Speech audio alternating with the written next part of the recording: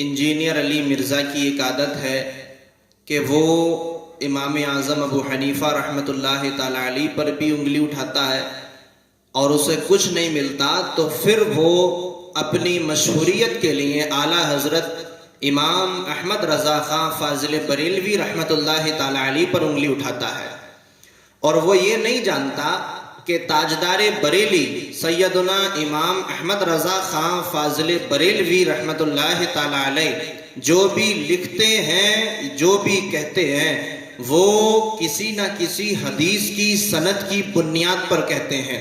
تاجدار بریلی کا یہ رویہ نہیں ہے کہ انہوں نے کوئی بھی بات بنا سند کہی ہو۔ ایسے ہی اس انجینئر، اس پلمبر نے، یہ انجینئر نہیں ہے، یہ حقیقت میں ایک پلمبر ہے اور یہ جونیئر ہے، انجینئر بھی نہیں ہے۔ اب اس نے وہ جو اعلیٰ حضرت کا شعر ہے، کعبے کے بدر الدجا تم پہ کروڑوں درود میں ایک شعر آتا ہے کہ خلق کے حاکم ہو تم، رزق کے قاسم ہو تم، جو ملا تم سے ملا تم پہ کروڑوں درود۔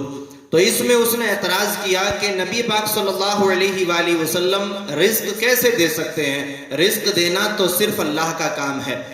احادیث میں کوئی ایسی حدیث ہے کہ آپ صلی اللہ علیہ وسلم نے فرمایا ہو کہ میں تقسیم کرتا ہوں اور عطا اللہ تعالیٰ فرماتا ہے، اور اس حدیث کے تحت روزی بھی اللہ تعالیٰ دیتا ہے لیکن تقسیم نبی صلی اللہ علیہ وسلم کرتے ہیں؟ نعوذ باللہ من ذالک، یہ بالکل جھوٹ باندھا ہے کسی نے۔ ہم یہ کہتے ہیں کہ اللہ تبارک و تعالی جل شانہ جل جلالہ کے اذن سے نبی ہو یا ولی ہو یا فرشتہ ہو، چاہے تو وہ کسی کو رزق دے سکتا ہے، کسی کو بھی رزق بانٹ سکتا ہے۔ حدیث پاک ہے، حدیث پاک امام طبرانی رحمت اللہ تعالی علیہ نے اس حدیث پاک کو صحیح سند کے ساتھ روایت کیا۔ امام طبرانی رحمت اللہ تعالی علیہ نے پھر اس حدیث کو امام موصلی نے، ابو یعلا موصلی نے مسند میں روایت کیا، امام حاکم نے المستدرک میں روایت کیا۔ کہتے ہیں کہ نبی پاک صلی اللہ علیہ وآلہ وسلم نے ارشاد فرمایا، اطلب الحوائج الی ذوی الرحمت من امتی ترزقوا، وفی لفظ اطلب الفضل عند الرحماء من امتی۔ حضور نے ارشاد فرمایا کہ اگر تمہیں کوئی ضرورت ہو، تمہیں کوئی حاجت ہو، تو تمہیں اگر کوئی حاجت طلب کرنی ہے یا تمہیں رزق طلب کرنا ہے تو حضور نے ارشاد فرمایا کہ میری امت کے اچھے لوگوں کے پاس تم رزق کو طلب کرو۔ اگر میری امت کے اچھے لوگوں کے پاس جاؤ گے وہ تمہیں رزق بھی دیں گے، تمہاری حاجتوں کو پورا بھی کریں گے۔ پھر دوسرے لفظوں میں حضور نے ارشاد فرمایا کہ اطلب الفضل عند الرحماء، کہ تمہیں اگر فضل تلاش کرنا ہے تو میری امت کے رحم کرنے والے لوگوں کے پاس فضل تلاش کرو، رزق تلاش کرو۔ مجھے یہ بتاؤ کہ اس کائنات میں اللہ کے بعد رسول پاک صلی اللہ علیہ وآلہ وسلم سے زیادہ رحم کرنے والا کون ہے؟ کوئی بھی نہیں ہے۔ تو جب حضور فرماتے ہیں کہ میری امت کے کسی بھی رحم کرنے والے کے پاس تم جا کر کے رزق طلب کرو، تو پھر بدرجہ والا یہ بات جائز ہے کہ ہم حضور سے بھی رزق طلب کر سکتے ہیں اور حضور بھی رزق عطا فرما سکتے ہیں۔ اچھا، تم تو صرف ایک رزق کی بات لے کر کے بیٹھے ہو کہ، اور تم نے وہ حدیث جو کی بخاری شریف کی، من یرید اللہ بہ خیرا یفقہہ فی الدین واللہ یعطی انما انا قاسم۔ حضور نے ارشاد فرمایا کہ اللہ جس سے بہتری کا ارادہ فرماتا ہے اسے دین کی سمجھ عطا فرماتا ہے۔ پھر حضور نے ارشاد فرمایا واللہ یعطی، اللہ تعالیٰ عطا کرتا ہے، انما انا قاسم، اور بے شک میں بانٹ دیتا ہوں۔ سرکار کا نام قاسم ہے، سرکار بانٹتے ہیں، رسول پاک صلی اللہ علیہ وآلہ وسلم۔ اچھا، سرکار رزق بانٹتے ہیں یا نہیں بانٹتے ہیں، اس پر جو ہے اس کی سپورٹنگ احادیث بھی ہیں۔ بخاری اور مسلم کی متفق علیہ حدیث پاک ہے، اور اس حدیث کو امام حاکم نے مستدرک میں بھی روایت کیا۔ نبی پاک صلی اللہ علیہ وآلہ وسلم ارشاد فرماتے ہیں، حدیث کتاب التعبیر میں ہے کہ میں سو رہا تھا اور میں نے دیکھا کہ اللہ تعالیٰ جل شانہ نے مجھے زمین کے خزانوں کی چابیاں عطا فرما دی ہیں۔ بینا انا نائم اوتیتو بمفاتح خزائن الارض فوضعت فی یدی. اور دوسری حدیث میں جو امام احمد بن حنبل نے مسند میں اور امام ابو بکر ابن ابی شیبہ نے مصنف میں حضرت علی سے روایت کیا، کہتے ہیں کہ اعطیت ما لم یعط احد من الانبیاء قبلی نصرت بالرعب واوتیت مفاتیح الارض. مفاتیح، مفتاح عربی میں کہتے ہیں چابی کو، اور مفاتیح معنی ہو گئی بہت ساری چابیاں، کنجیاں. حضور ارشاد فرماتے ہیں کہ اللہ تعالیٰ نے مجھے زمین کی کنجیاں، زمین کے خزانوں کی کنجیاں عطا فرمائی ہیں. تو مجھے یہ بتاؤ کہ ایک تو تالا ہوتا ہے اور ایک اس میں کنجی ہوتی ہے. تالے کا مالک کون ہوتا ہے؟ جس کے پاس کنجی ہوتی ہے، چابی ہوتی ہے. اگر کسی کے پاس چابی نہیں ہے، صرف تالا ہی ہے، اس کے پاس قفل موجود ہے، تو کیا وہ اس تالے کا کوئی فائدہ اٹھائے گا؟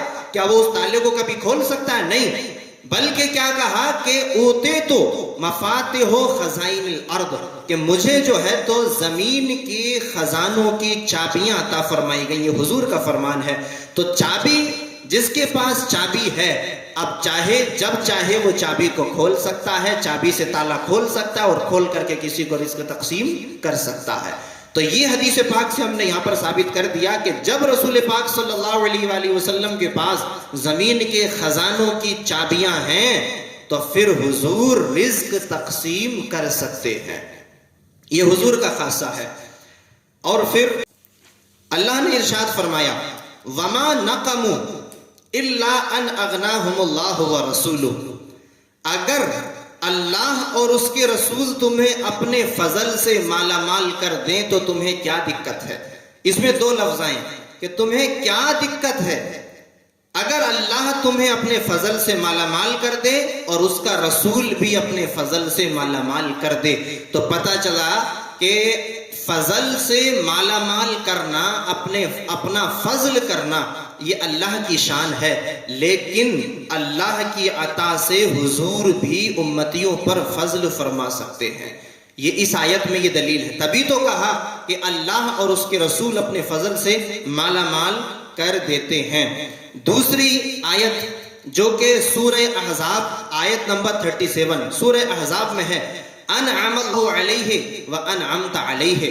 حضور سے اللہ خطاب فرما رہا ہے کہ میرے محبوب، اللہ تعالیٰ نے انعام کیا اس پر، اور اے میرے محبوب تو نے بھی نعمتیں دی اس کو. تو نعمتیں کسی کو عطا فرمانا یہ اللہ کا ہی کام ہے، لیکن یہ قرآن بتا رہا ہے کہ اللہ کی عطا سے حضور بھی نعمت تقسیم کر سکتے ہیں. ورنہ انعمتا کا معنی کیوں ہوتا؟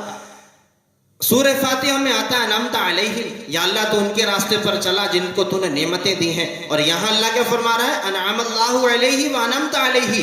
اللہ بھی نعمتیں دیتا ہے اور اے میرے محبوب تو بھی نعمتیں عطا فرماتا ہے. اب یہاں تک بات یہ مکمل ہوئی. تم کہتے ہو کہ جو ہے نبی پاک صلی اللہ علیہ وآلہ وسلم رزق نہیں دے سکتے. ہم تو یہ کہتے ہیں کہ سرکار صلی اللہ علیہ وآلہ وسلم چاہیں تو رزق بھی دے سکتے ہیں، چاہیں تو نعمت بھی دے سکتے ہیں. سرکار چاہیں تو کسی کو موت بھی دے سکتے ہیں، سرکار چاہیں تو کسی کو زندگی بھی دے سکتے ہیں، اللہ کی اجازت سے. اللہ کی اجازت سے سرکار چاہیں تو کسی کو موت بھی دے سکتے ہیں، سرکار چاہیں تو کسی کو زندگی بھی دے سکتے ہیں. ہم یہ نہیں کہتے کہ حضور اپنے ہی ذاتی طور پر کسی کو دے سکتے ہیں. ہم یہ کہتے ہیں کہ اللہ کی عطا سے حضور جسے چاہیں، اسے جو چاہیں، جب چاہیں اسے حضور عطا فرما سکتے ہیں. کیوں؟ ہماری اس پر دلیل یہ ہے کہ قرآن پاک میں آیت ہے، اللہ ارشاد فرماتا ہے قل یتوفاکم ملک الموت الذی وکل بکم. اے میرے محبوب آپ فرما دیجئے کہ تمہیں موت دیتا ہے موت کا فرشتہ، اور وہ تم پر مقرر کر دیا گیا. تو یہاں اللہ خود فرما رہا ہے کہ موت جو دیتا ہے وہ موت کا فرشتہ دیتا ہے، جبکہ موت دینا کس کا کام ہے؟ اللہ کا کام ہے.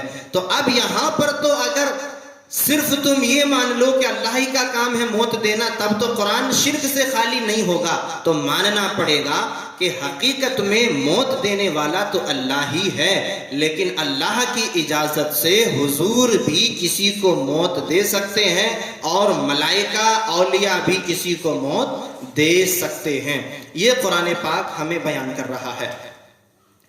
اور مجھے امید ہے کہ ان ساری باتوں کو سننے کے بعد انشاءاللہ قیامت تو آ سکتی ہے، مگر یہ پلمبر کبھی بھی ہمیں جواب نہیں دے سکتا. کیوں؟ کہ جواب تو وہی دے گا کہ جو اعلیٰ حضرت امام احمد رضا خان فاضل بریلوی رحمۃ اللہ تعالی علیہ کا ماننے والا ہوگا اور ان کی باتوں پر عمل کرنے والا ہوگا، قرآن پاک پڑھنے والا ہوگا، وہی انسان جو ہے تو جواب دے سکتا ہے. باقی اس کے علاوہ کوئی بھی جواب نہیں دے سکتا.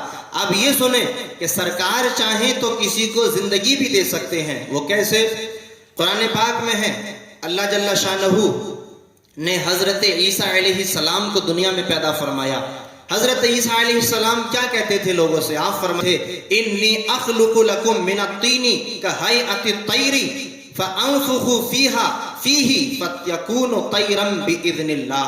حضرت عیسیٰ فرمایا کرتے تھے کہ میں پیدا کرتا ہوں پرندہ. حضرت عیسیٰ فرمایا کرتے تھے، جبکہ پرندے کو پیدا کرنا یہ اللہ کا کام ہے، لیکن حضرت عیسیٰ کیا کہتے تھے کہ میں پرندہ پیدا کر دیتا ہوں اور پھر اس میں پھونکتا بھی ہوں اور وہ پرندہ اللہ کی اجازت سے زندہ ہو جاتا ہے. پھر کیا فرماتے تھے؟ وَأُبْرِئُ الْأَكْمَحَ وَالْأَبْرَصَ، اور پھر فرماتے تھے کہ میں شفا دیتا ہوں مادر زاد اندھوں کو اور بدن کے بگڑوں کو. شفا دینا اللہ کا کام ہے، لیکن حضرت عیسیٰ کیا فرماتے تھے کہ میں شفا دیتا ہوں ان لوگوں کو کہ جو پیدائشی اندھے ہیں اور جن کو برس کا مرض ہے، جن کے جسم بگڑے ہوئے ہیں، انہیں حضرت عیسیٰ شفا دیتے تھے. پھر فرماتے تھے وَأُحْيِي الْمَوْتَى، حضرت عیسیٰ فرماتے تھے کہ میں مردوں کو زندہ بھی کرتا ہوں بِإِذْنِ اللہ، اللہ کی اجازت سے. وَأُنَبِّئُكُمْ بِمَا تَأْكُلُونَ وَمَا تَدَّخِرُونَ فِي بُيُوتِكُمْ، اور فرماتے تھے کہ میں تمہیں خبر دیتا ہوں، میں تمہیں بتاتا ہوں جو بھی تم اپنے گھروں میں کرتے ہو، کھاتے ہو، رکھتے ہو، میں ساری بات کی خبر رکھتا ہوں اور تمہیں وہ خبر بھی دے سکتا ہوں. یہ قرآن پاک کا فرمان ہے. اب یہ بتاؤ کہ پرندہ پیدا کرنا بھی اللہ کا کام، کسی کو موت دینا بھی اللہ کا کام، زندگی دینا بھی اللہ کا کام، کسی کو آنکھیں دینا بھی اللہ کا کام، لیکن اللہ کی اجازت سے حضرت عیسیٰ علیہ السلام آنکھیں بھی عطا فرما رہے ہیں، موت بھی دے رہے ہیں، زندگی بھی دے رہے ہیں، اندھوں کو آنکھیں بھی دے رہے ہیں، بگڑے جسم والوں کو شفا بھی دے رہے ہیں اور گھروں کی خبر بھی بتا رہے ہیں. تو میں یہ کہتا ہوں، اور سن لیں سب سننے والے، اور یہ انجینئر بھی سن لے، کہ جب حضرت عیسیٰ علیہ السلام کسی کو زندگی دے سکتے ہیں تو یہ بتاؤ کہ میرے نبی صلی اللہ علیہ وآلہ وسلم کیا رزق نہیں دے سکتے؟ کیا سرکار کو اللہ تعالیٰ نے یہ اختیار نہیں دیا کہ یا میرے محبوب تم رزق دے دو؟ اور پھر رزق کی بات، ایک حدیث پاک ایسی ہے کہ انجینئر اور انجینئر کے پیروکاروں کے لیے بہت ہی زبردست ہے، اور وہ ایک ایسی حدیث پاک ہے کہ اس کے بعد شاید ہے کہ ان کے کان یا تو سننے سے بہرے ہو جائیں گے یا پھر یہ اپنے کانوں میں انگلیاں ڈال لیں گے. حدیث یہ ہے کہ نبی پاک صلی اللہ علیہ وآلہ وسلم خود ارشاد فرمایا کرتے تھے کہ اے لوگوں، جب تم ظہر کی نماز پڑھ لو تو تم مجھ سے مدد مانگا کرو. حدیث پاک ہے. اس حدیث کو روایت کیا ہے سیاح ستہ کی ایک کتاب سنن نسائی کے اندر اس حدیث کو روایت کیا گیا. سنن نسائی شریف، ہمارے یہاں سنن نسائی رکھی ہے، نسائی شریف میں ہے قال النبی صلی اللہ علیہ وآلہ وسلم اذا صلیتم الظہر فقولوا انا نستعین برسول اللہ. حضور صلی اللہ علیہ وآلہ وسلم فرمایا کرتے تھے کہ اے لوگوں، جب تم ظہر کی نماز پڑھ چکو تو کھڑے ہو کر کے یوں کہو کہ ہم رسول اللہ صلی اللہ علیہ وآلہ وسلم سے مدد مانگتے ہیں، استعانت کرتے ہیں. یہ نسائی کی حدیث ہے، حضرت عمرو بن شعیب رضی اللہ تعالی عنہ نے روایت کیا، حضرت عمرو نے. تو یہ بتاؤ کہ مدد مانگنا تو ایاک نعبد و ایاک نستعین، عبادت صرف اللہ کی اور مدد بھی صرف اللہ سے. لیکن یہاں حضور کیا کہہ رہے ہیں کہ فقولو، تو اس طرح سے کہا کرو ظہر کی نماز کے بعد، انا نستعین برسول اللہ، ہم رسول اللہ سے مدد طلب کرتے ہیں۔